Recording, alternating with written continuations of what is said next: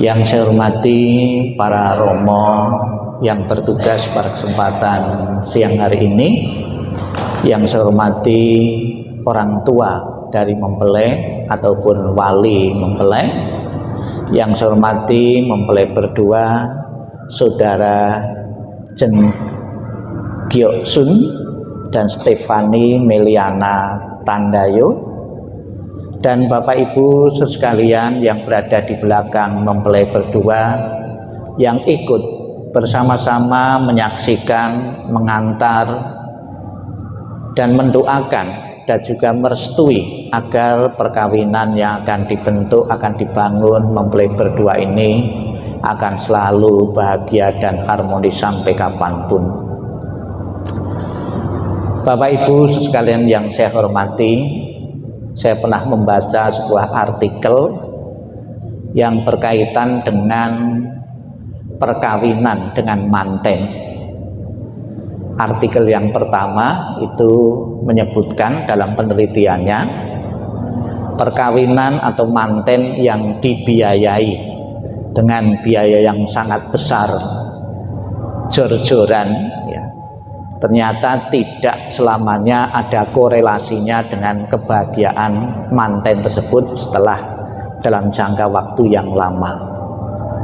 Tidak usah dalam jangka waktu yang lama, apabila perkawinan itu dibiayai dengan biaya yang sangat besar dan jojoran, ya, glamor, ya, dan biaya itu berasal dari utang, ya, pasti bukan kebahagiaan yang didapatkannya akan dirasakan setelah pernikahan, tapi justru sebaliknya, ketidakharmonisan di antara mempelai, di antara besan dan lain sebagainya.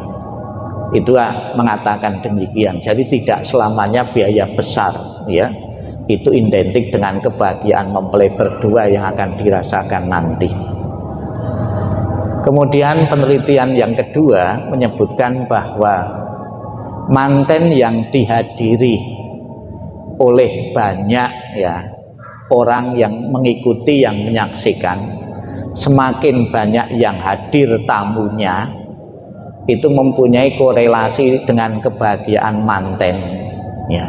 Semakin banyak yang hadir, ya, ternyata juga mendukung kebahagiaan yang akan dirasakan mempelai berdua. Jadi doa restu yang diucapkan, yang dibawakan, yang disampaikan oleh para hadirin yang hadir dalam manten, ternyata ada efek positifnya untuk kebahagiaan rumah tangga. Maka saya berpesan kepada mempelai berdua yang hadir pada kesempatan siang hari ini, yang ikut menyaksikan pemberkatan perkawinan Anda secara agama Buddha ini cukup banyak. Saya berpesan jangan sia-siakan doa restu yang diberikan oleh handetolan sanak saudara dan famili. Mereka rela berkorban, meninggalkan kota, meninggalkan keluarga, meninggalkan usaha untuk datang ke sini untuk memberikan doa restu Anda agar perkawinan Anda nantinya bahagia dan sejahtera. Namun juga perlu dimengerti bahwa kebahagiaan rumah tangga bukan hanya menunggu dari doa restu dari orang lain atau berkah dari atas, dari para Buddha, Bodhisattva, Mahasattva, dan para suci. Keharmonisan rumah tangga merupakan sebuah upaya yang aktif dari kalian berdua, bagaimana memegang komitmen untuk hidup bersama. Komitmen Anda hendaknya yang pertama, ingin menjadi tua secara bersama-sama, masih sebagai pasangan suami istri, ya, menjadi tua bersama-sama. Kapan hari sebelum pemberkatan saya sempat ketemu dengan mempelai berdua ini, yang saya langsung tanya, loh kamu kelihatannya selisihnya cukup banyak ya dengan calon istrimu ini. Ya Bante, selisihnya saya 15 tahun. Terus saya komentar, ya bagus, memang perkawinan itu, lelaki itu penuh perhitungan. Ya, nanti kalau sudah tua yang merawat bukan suster, namun istrinya sendiri kan masih muda, kalau selisihnya itu agak jauh.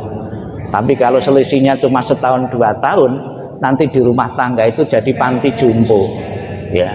Suaminya sudah tua, istrinya juga sudah tua. Bagaimana saling merawat?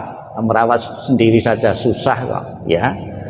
Ya, jadi ada beberapa ya pria itu yang sengaja memilih istrinya itu yang selisihnya jaraknya jauh, biar yang merawat itu bukan suster tapi istrinya sendiri masih kuat, ya.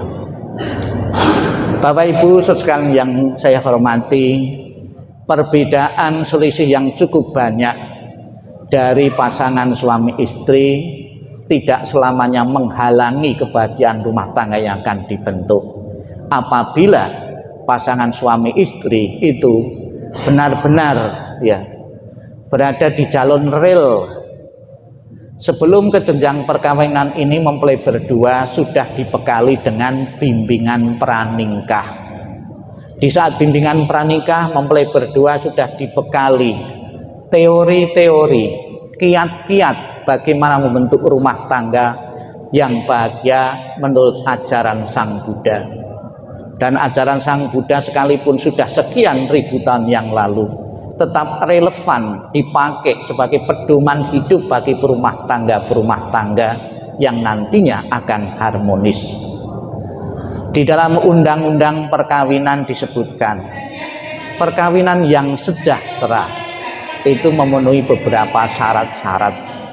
Syarat yang pertama disebut perkawinan yang sejahtera adalah perkawinan yang sah.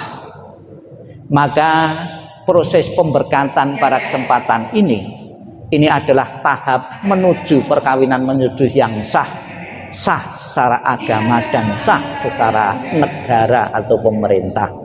Nanti setelah Anda mendapatkan sertifikat dari wihara ini, diteruskan dicatatkan ke catatan sipil demi sahnya perkawinan Anda sah menurut agama dan sah menurut negara. Apabila nanti sudah mengantongi surat nikah, pasti akan menimbulkan satu kelegaan dan kepuasan. Anda sudah diproteksi dengan hukum negara dan hukum agama. Itu yang pertama. Kemudian yang kedua yang disebut sejahtera, apabila pasangan suami istri mampu memenuhi kebutuhan spiritual dan materialnya. Kebutuhan spiritual. Bagaimana untuk mendapatkan kebutuhan spiritual Anda? Di samping kita bekerja ini lebih dominan, kadang-kadang kita mengutamakan kebutuhan material. Jangan lupa kebutuhan kejiwaan kita, spirit kita juga harus dipenuhi. Sekalipun mungkin bisa makan 3 kali sehari, mobil, sarana transportasi, sarana-sarana yang lain lengkap. Namun sebagai pasangan suami istri tidak pernah ngobrol, tidak pernah akor, ya, bincang-bincang, saya kira juga nilai kepuasan Anda sebagai pasangan suami istri juga tidak lengkap. Maka agar Anda mempunyai kiat-kiat bagaimana bisa memenuhi kebutuhan spiritual sebagai pasangan suami istri, saya berpesan kepada mempelai berdua, jangan hanya datang ke wihara ini di saat manten ini, ya. Anda wajib sebagai umat Buddha datang tiap minggu untuk mengikuti puja bakti dan mengikuti kegiatan-kegiatan di wihara ini yang akan memberikan kepuasan bagi spiritual Anda, kejiwaan Anda sebagai pasangan suami istri. Banyak kiat-kiat yang nantinya akan diutarakan para pembicara-pembicara di wihara ini, bagaimana membentuk keluarga bahagia dan harmonis sampai kapanpun. Kemudian yang kedua, Anda hendaknya memelihara keserasian dan keselarasan hubungan dengan keluarga, dengan teman, dengan relasi-relasi yang lainnya. Jangan berat sebelah. Di saat waktunya harus pulang ngurus rumah tangga, uruslah rumah tangga dengan baik. Di saat Anda harus mengurus bisnis, usahakan ya tetap ngurus bisnis sebagai bekal Anda nanti bisa hidup sejahtera secara material. Selamat kepada mempelai berdua yang pada hari ini mungkin ya kebahagiaan ini ya tidak lengkap, ya karena baru saja mengalami duka ditinggal kematian oleh mamahnya, oleh ibunya mempelai laki-laki, namun bisa digantikan dengan wali atau dengan cecenya. Semoga peristiwa yang berjarah ini benar-benar akan menggugah, menyemangati Anda untuk selalu hidup rukun dan bahagia sampai kapanpun. Kita ucapkan selamat dan kita berikan semangat kepada mempelai berdua dengan tepuk tangan yang meriah.